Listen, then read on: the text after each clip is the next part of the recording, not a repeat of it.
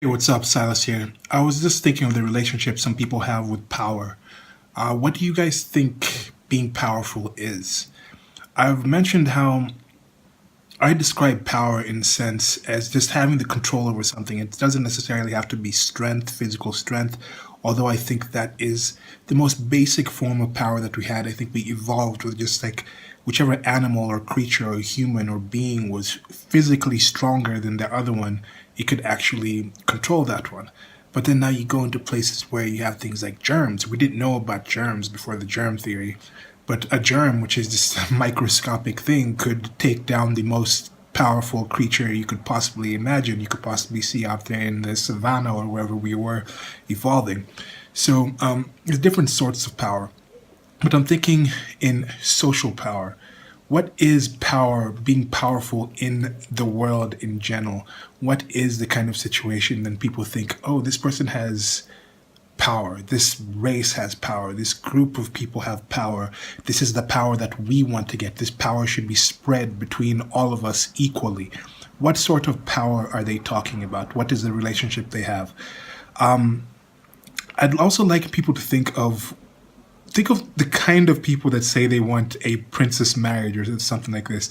And I see this mostly coming from females looking at power that they say males have. And I'm like, yes, we have different sorts of power, we have different sorts of control, but it's not necessarily things that come just by themselves.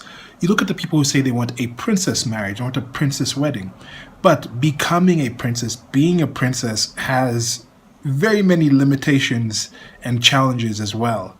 You get out there, you don't normally pick who you're going to marry. You're just thrown in this marriage, and that's who you marry. It's normally for reasons of setting up some kind of relationship between your family and the other family, and you have to have kids. If you don't have kids, if you don't have a male kid, it's a big problem. I don't think it was that big of a problem with just the regular average people in the city, in the principalities, in the little royal areas that they had at those times. And I think it's a similar thing with power. We look at people who are powerful and we don't realize that having that power also comes with many responsibilities. And there's that line from Spider-Man, with great power comes great responsibility. And I think there's a reason some of these lines and things like this come in predominantly male mediums, comic books, things like this. So that male power fantasy also comes with that responsibility. Is it your responsibility to go out there and actually save people if you have this energy, if you have this strength, if you have this ability? And I think some people don't realize how much actually comes with that. Like for now, people look at somebody like Donald J. Trump and they just say, oh, the man is powerful. He must love it. He has all this power. He has all this position. He has all this strength and anything. But it also comes with a situation where his family is now put in a situation where he's open to a lot of criticism and attacks and things like that. Is that the kind of situation that you want? If you are the leader of something, if you are responsible for making decisions, you also have the ability to be held responsible for people to look at you and be like, you failed at this. We're going to judge you how you behave due to the fact that you have this ostensible power over us. The kind of power I see this sort of people who are not realistic about what power actually is the kind of situation where I think they look at the power that a baby has. And I've mentioned this in some few other videos, but a baby has power over their parents. Think about the most powerful human being you can think of.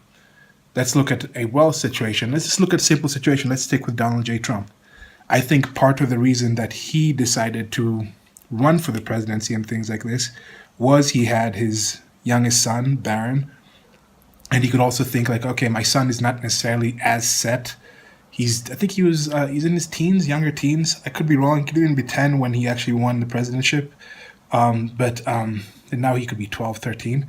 But it's kind of a situation where you're like, look, I have kids, I care about them, so I'm going to sacrifice my current comfort and status and take these shots because this child's interests are higher than mine, or these child's interests are at least at the same level as mine. So I'm going to sacrifice some of my current pleasure in order to give for this kid, in order to give for these other people. So I think that's the sort of power that some of these people want.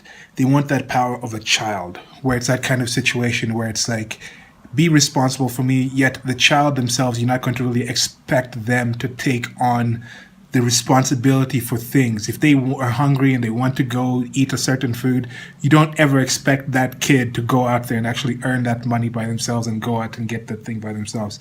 You have a situation where you realize you have that parent-child relationship. And I think a lot of people who want that power as a kid. They're coming at it from that kind of aspect. They're not really being that realistic of saying, hey, I want to go somewhere. And then someone's like, okay, here's the car. Drive the car. Get the license. Learn how to go on the roads. Oh, there's a highway. Oh, there's too many cars driving on the highway. There's other people trying to get to that place.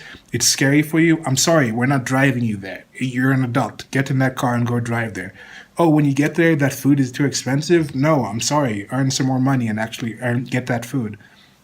Oh, the store is closed. They have to open in hours. No, other people need to be there for them to actually have this food prepared. So you actually have to realize other people have other things. You can't have that unlimited power over them in that sense. You are not their child. They're not your parent.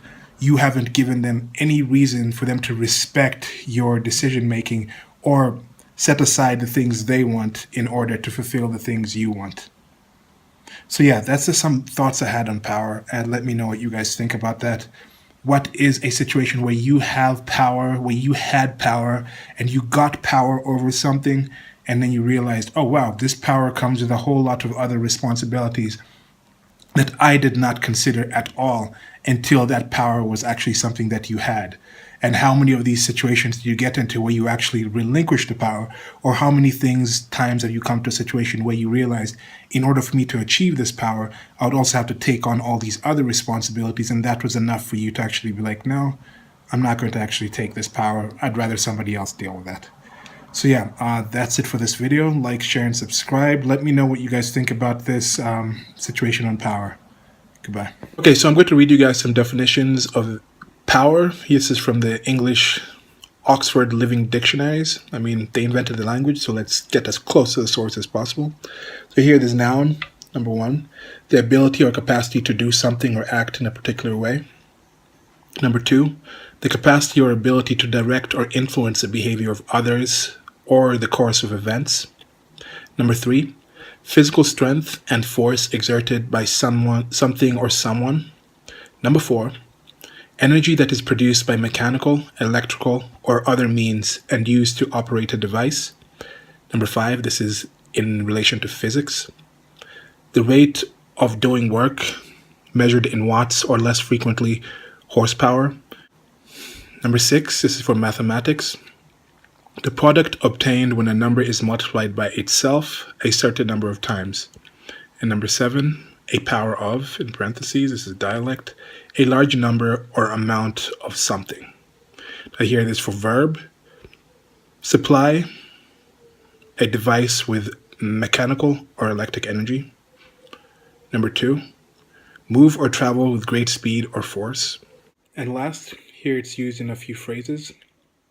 If you do someone/something a power of good, that's an informal phrase to be very beneficial to someone or something.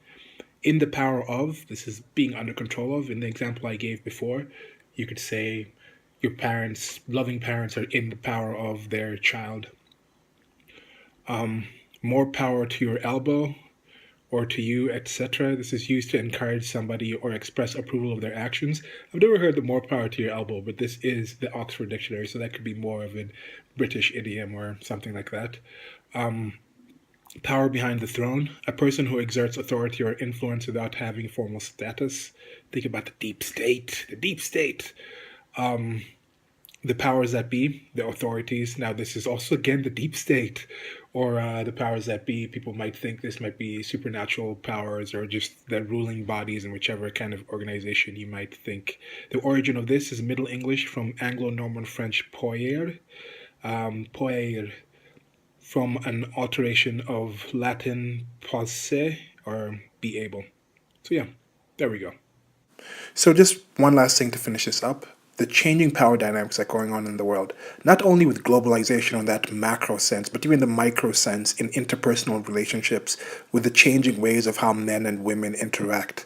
I think there's an increasing movement of the feminist movement and some of these progressive, regressive movements where they're trying to shame men into getting them to do things for them, yet they're not establishing themselves as somebody who the men they're trying to shame would consider worth being ashamed of. Like they're kind of not on that higher level. And I think there's this thing, the power of attorney. When you grant someone the power of attorney, you're saying, okay, yes, you can actually have a say over what I do with my property, my legal kind of status, because you kind of respect that person's opinion on what you're doing. And when you have two adults in that kind of situation, it's more like that, where it's like, what, how exactly are you holding this over me? And this reminds me of that Bane meme from Batman, where that guy kind of comes up to him and he's like, Bane grabs the back of his head and he says, "Do you feel in charge?" And the guy's like, I've paid you a small fortune. And Bane responds, "And this gives you power over me?" That's kind of what I think you need to also ask people. Why would you have power over anyone you think you have power of? Why should you have power over that person? Have you given them a reason to respect your power? Do you have any ability to actually back up your power, etc., etc.? Let me know what you guys think. Goodbye.